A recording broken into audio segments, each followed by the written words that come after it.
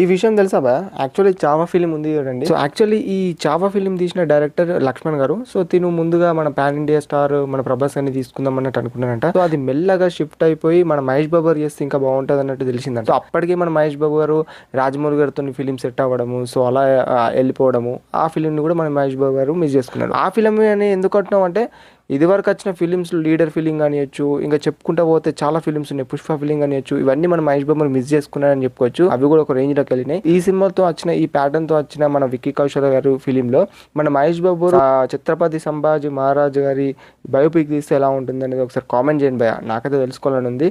So నిజం చెప్తున్నాను, మన విక్కీ కౌశల్ గారికి కూడా ఈ క్యారెక్టర్ అనేది బాగా సెట్ అయింది, అది మాత్రం పక్కా చెప్పుకోవచ్చు. ఎందుకంటే యాక్టింగ్ అనేయచ్చు, ఆ క్లైమాక్స్ మాత్రం నిజం చెప్తున్నాను వేరే లెవెల్ చెప్పుకోవచ్చు. సో అది ఫైనల్ గా మన విక్కీ కౌశల్ గారికి సెట్ అవ్వడము, సో మన విక్కీ కౌశల్ గారికి ఇటు మన లక్ష్మణ్ గారికి ఉన్న ఆ బాండింగ్ తోటి మూవీ అనేది అలా వెళ్ళిపోయింది అనేది తెలుసు.